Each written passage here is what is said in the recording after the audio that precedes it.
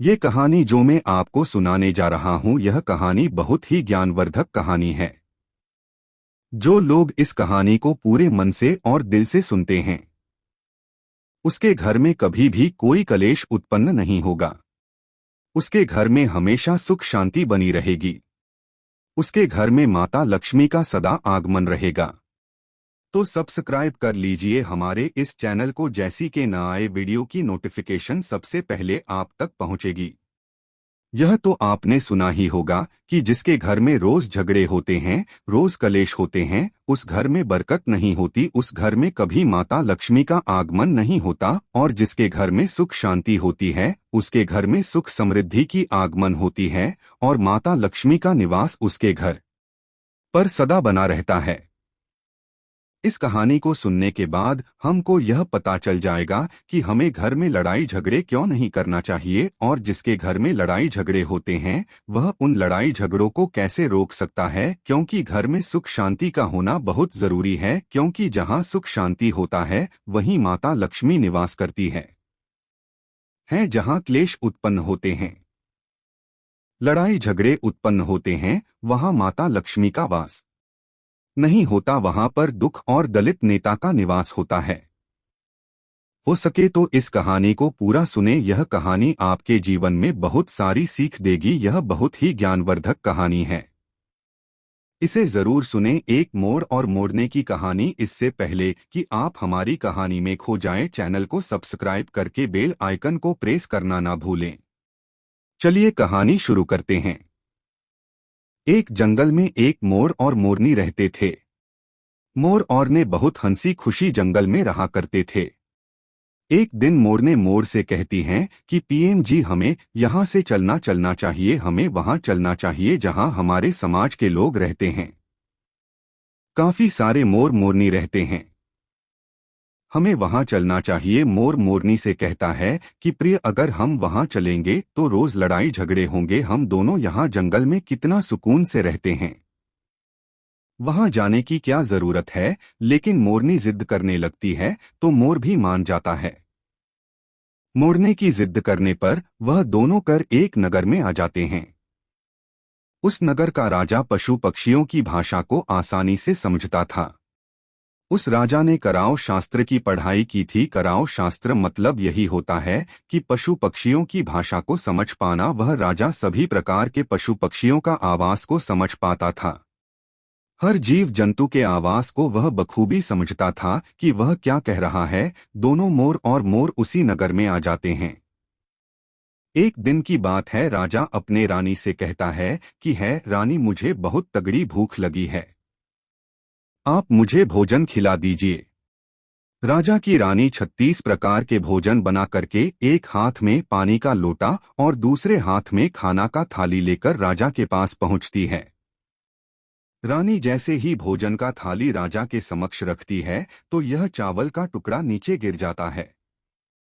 वहीं पर कुछ चींटियां घूम रही थी तो एक चींटी चावल के टुकड़े लेकर वहां से जाने लगती है। राजा बैठा सब घटना को देख रहा था। उस चींटी के पास में तुरंत ही एक बड़ा चिंता आता है और वह चिंता उस चींटी से कहता है कि है प्रिय, यह चावल का टुकड़ा मुझे दे दीजिए और तुम वापस जाओ और उस राजा की थाली से दूसरा चावल का टुकड़ा लेकर आओ। उनकी बातों को राजा पूरी तरह से सुन रहा था, क्योंकि राजा हर जानवर और पशु पंछी की भाषा को समझ सकता था। तो राजा वहीं बैठा रहा था कि चीता चीरती से यह बात कह रहा है कि चीता से कहती है कि नहीं, मैं नहीं जाऊंगी।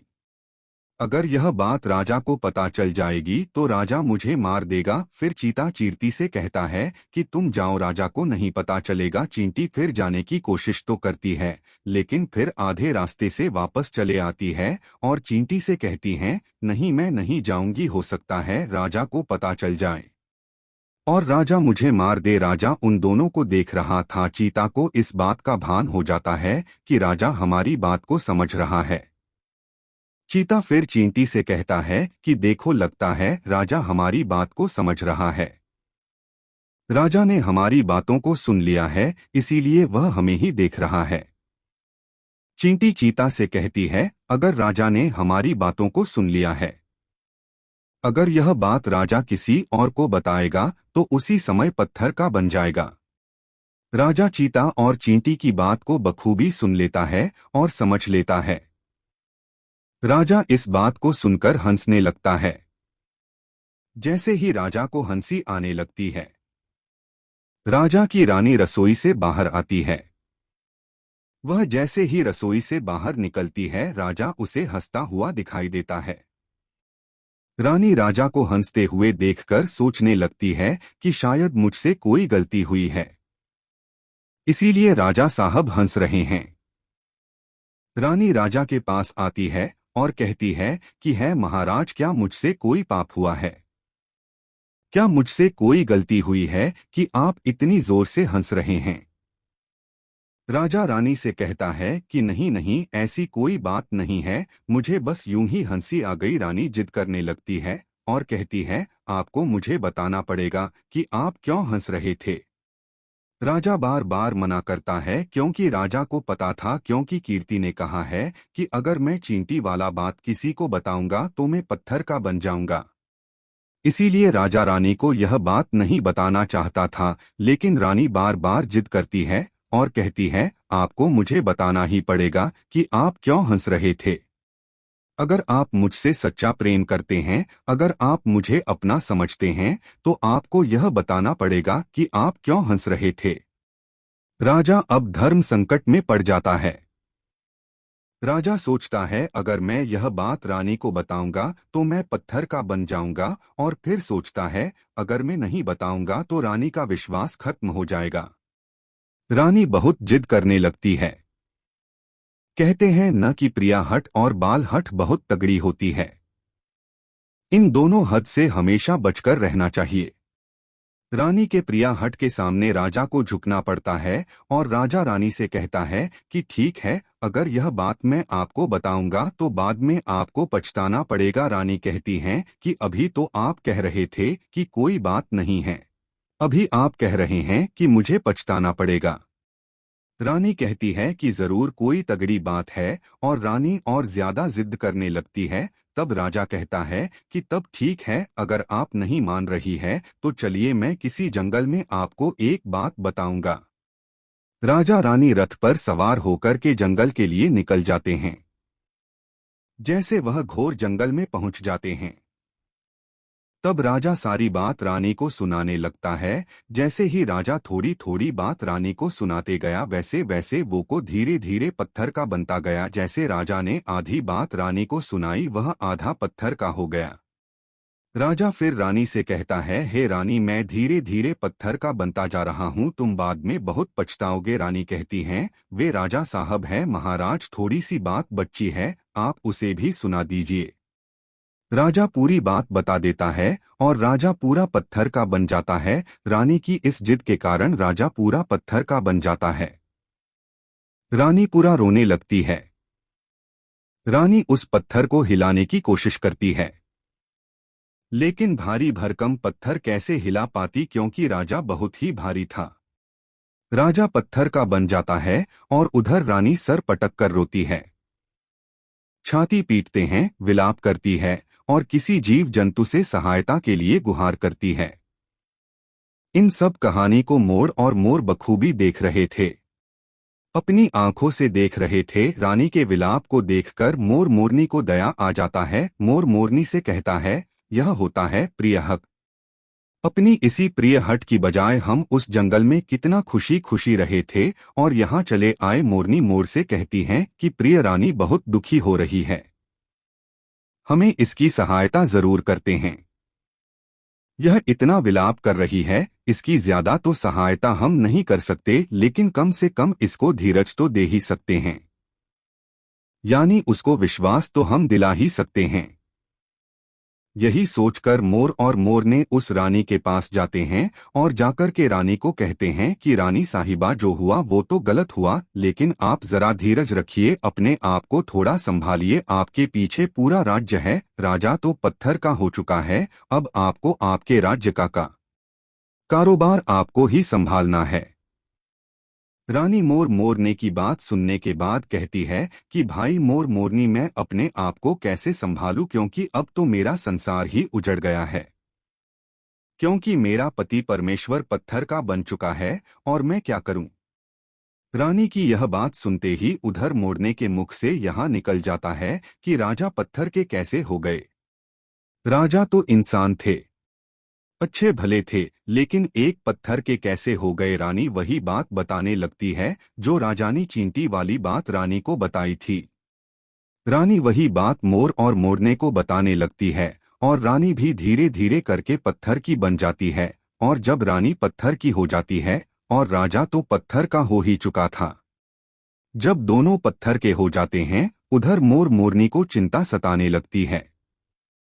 उधर मोर और मोरने बहुत दुखी हो जाते हैं। मोर मोरनी को यह चिंता सताने लगती है कि यह विपत्ति हमारे ऊपर भी आ सकती है, क्योंकि राजा भी उसी चींटी वाले बात से पत्थर का हो चुका है और रानी भी उसी चींटी वाली बात से पत्थर का हो चुकी है। मोर मोरनी से कहता है, हम पर भी खतरा मंडरा रहा है, क्योंकि तुम स्त्रियों से कोई भी बात छिपी नहीं है।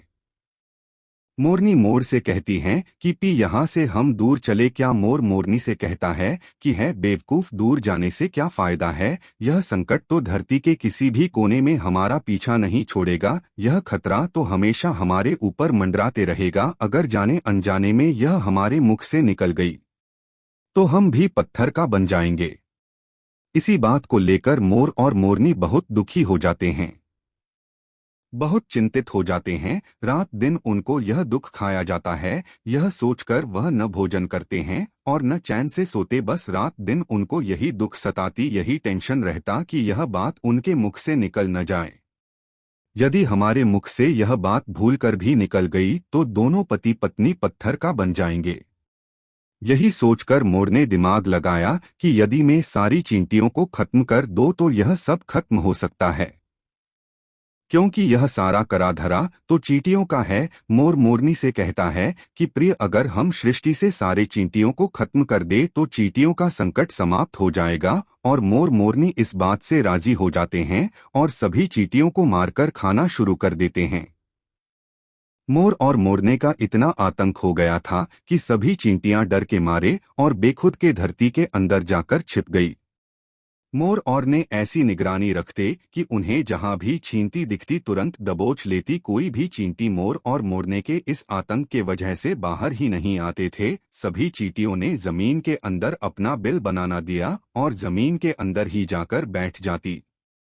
काफी समय बीतने के बाद चींटियों को भूख सताने लगी, क्योंकि भोजन तो बिल में मिलता नहीं, भोजन तो बाहर मिलता है। जैसे भोजन लेने के लिए चींटी बाहर आती, मोर उसे दबोच लेता है और उसे जान से मार देता। एक चींटी और एक चीनी मिलके अंदर भोजन के लिए तड़पते हुए श्री हरि विष्णु का जोरदार भजन करने लगे। भक्ति करते करते उन्हें यह भी मालूम नहीं था लगती कि वह कहाँ है कहाँ नहीं है। वह घोर तपस्या में लीन हो गए। अंत में जाकर श्री हरि विष्णु उन्हें दर्शन देते हैं और भगवान विष्णु कहते हैं, चींटी चिंता, जो तुम्हें मांगना है मान सकते हो। हम तुम्हारी भक्ति से प्रसन्न हैं, क्योंकि चिंता और चींटी ने निराधार भक्ति की थी, न ही कोई जल ग्रहण किया न ही अन्य। इसलिए भगवान विष्णु बहुत जल्दी प्रसन्न हो गए और आकर कहने लगे, जो तुम्हें मांगना है मांग सकते हो, हम तुम्हारी भक्ति से बहुत प्रसन्न है। उधर चिंता और चींटी न जाने कितने दिनों से भूखे और प्यासे थे। दोनों एक ही बात कहते हैं कि हे प्रभु, अगर आप हमें भर देना चाहते हैं तो हमारे पेट में गांठ लगा दीजिए। उन्होंने सोचा, अगर हमारा पेट नहीं होगा तो हम बाहर क्यों जाएंगे और मोर मोरनी हमें नहीं खाएंगे। इसीलिए उन्होंने मांगा है, प्रभु हमारे पेट में गांठ लगा दीजिए। भगवान विष्णु कहते हैं, तथास्तु, और चींटियों के पेट में गांठ लग जाती है। आज भी उन चींटियों के पेट में गांठ लगी हुई है। चींटियों का पेट नहीं होता। फिर चिंता और चींटी भगवान विष्णु से कहते हैं कि प्रभु हमारे पेट में तो गांठ लग गई है, लेकिन अभी भी हमें मोर और मोदी से खतरा है। मोर और मोरनी हमारे इंतजार में अभी भी ऊपर जमीन पर बैठे हैं और जैसे ही वे लोग हमें जैसे ही देख देंगे वे हमें मार देंगे। भगवान विष्णु चिंता और चींटी मोर के समक्ष आते हैं। भगवान विष्णु मोर से कहते हैं कि ही मोर, तुम चींटियों का शिकार करना बंद कर दो। इसमें चींटियों का कोई दोष नहीं है। जो दोषी था वो राजा था, क्योंकि राजा ने कराओ शास्त्र की पढ़ाई की थी। इसीलिए वो सभी जीव जंतु का भाषा को समझने में सक्षम था। उसके साथ साथ वह जिन भाषा को समझता था उनका रूप बदलने में भी सक्षम था। पशु पक्षियों का वह रूप धारण किया करता था और जब वह राजा रूप धारण करता था उन पक्षियों के साथ संभोग भी किया करता था, और जब वो पशु पक्षी गर्भ धारण करते थे तो वह उन्हें छोड़ के इंसान बन जाता था और फिर ऐसी पशु पक्षियों पर बहस जोड़कर हंसता था। इसकी ऐसी मूर्खता के कारण ही आज यह राजा पत्थर का बना पड़ा है। मोर कहता है कि हे प्रभु, उनकी पत्नी का, उनकी रानी का क्या दोष है। श्री हरि विष्णु कहते हैं कि उनकी पत्नी भी उनके इस पाप में भागी है, क्योंकि उनकी पत्नी अगर उनको रोकती तो वह इतना बड़ा पाप नहीं करता, इसीलिए उनकी रानी भी इस पाप की भागीदारी है, इसलिए आज वो भी पत्थर का बन चुकी है। श्री हरि के समझाने के बाद मोर उनसे कहता है कि हे प्रभु, पर इस बात को हम किसी और से कहेंगे जो कि रानी ने हमें सुनाई है, तो क्या हम पत्थर के बन जाएंगे। श्री हरि विष्णु कहते हैं कि तुम्हें यह श्राप अब समाप्त हो चुका है, तुम्हें किसी से कहने पर कोई फर्क नहीं पड़ेगा। आप किसी से भी कह सकते हैं, तुम्हारे ऊपर से खतरा टल चुका है। मोर और ने बड़ी प्रसन्न हो जाते हैं। उनका खुशी का कोई ठिकाना नहीं था। श्री हरि विष्णु अंतर्ध्यान हो जाते हैं और चले जाते हैं, और इधर मोर मोरनी का खुशी का कोई ठिकाना नहीं था। अगर किसी जानवर को, किसी पशु को खुशी होती है तो वह झूमने लगता है, नाचने लगता है। यही बात मोर के साथ हुआ। मोर को जब यह पता चला कि उनके ऊपर से खतरा टल का है तो वह खुशी में नाचने लगा, जोरदार नाचने लगा। उसकी खुशी का कोई ठिकाना नहीं था, वह खुशी के मारे पागल हो रहा था। फिर जैसे ही मोर खुशी के मारे अपने पैरों के नीचे देखता है कि फटे बदसूरत पैर मोड़कर बने हुए थे, मोर अपने पैरों को देखकर रोने लगता है। मोर सोचने लगता है कि पहले मेरे पैर इतनी सुंदर थे, लेकिन आज इतने फटे ही और गंदे कैसे हैं। मेरा पूरा बदन सुंदर है, लेकिन मेरा पैर इतना फटे और बदसूरत कैसे हैं। मोर के पैरों का फटने का कारण चींटी खाना था, क्योंकि उसमें बहुत सारे चींटी मार मार कर खाए थे और मोदी ने भी खाए थे, इसीलिए उनका पैर फट गई। आज भी कोई इंसान अगर चींटी खाता है तो उसके शरीर में छोटे छोटे दाने पड़ जाते हैं। यदि आप ज्यादा मात्रा में चींटी खाओगे तो आपका बदन भी फटने लगेगा। सांप केंचुली क्यों छोड़ता है? क्योंकि सांप चींटी खाता है और इसीलिए उसका शरीर फट उतर जाता है, अलग हो जाते हैं। इसी तरह मोर के पैर फट गए थे, वे बदसूरत हो गए थे, इसलिए मोर अपने पैरों को देखकर जोर जोर से रोने लगा। मोरनी मोर को धीरज रखो आती है और कहती है, जो हुआ वो तो हो गया, रोने से क्या होगा। मोर नाचता और जोर जोर से रोता है, इसलिए उसकी आंखों से आंसू की धारा बह रहे थे। मोरनी मोर को धीरज रखो आती और उसके आंसुओं को नीचे गिरने से रोकती, लेकिन रोक नहीं पाती। मोरने के हाथ तो है नहीं, लेकिन अपनी चोट से एक एक आंसुओं को उठाती और अपने मुख में रखने की कोशिश करती, लेकिन कितना अपने मुख में रखती, सीधे मोरने के पेट में चले जाते। इस तरीके से हर बार मोरनी मोर के आंसुओं को रोक दी और मोर नाचता और खूब जोर जोर से रोता। मोर के आंसुओं को देखकर और मोरने के प्यार को देखकर भगवान श्री हरि फिर से दर्शन देते हैं और मोरनी को आशीर्वाद देते हैं और कहते हैं कि तुम्हारा प्रेम ऐसे ही सदा बनी रहे। इस आशीर्वाद के वजह से अब इसे आशीर्वाद समझे या श्राप, इसकी वजह से मोर कभी संभोग नहीं कर पाता, क्योंकि मोर जब नाचता है तो उसकी आंखों से आंसू गिरते हैं और उन आंसू को मोरने चुभती है और उसी आंसुओं के कारण मोरने गर्भवती हो जाती है। भगवान श्रीहरि मोर और मोरनी को आशीर्वाद देते हैं और कहते हैं कि तुम्हारी भक्ति धन्य है और तुम धन्य हो। एक समय ऐसा भी आएगा कि तुम्हारे पंख को हम मुकुट बनाकर धारण करेंगे।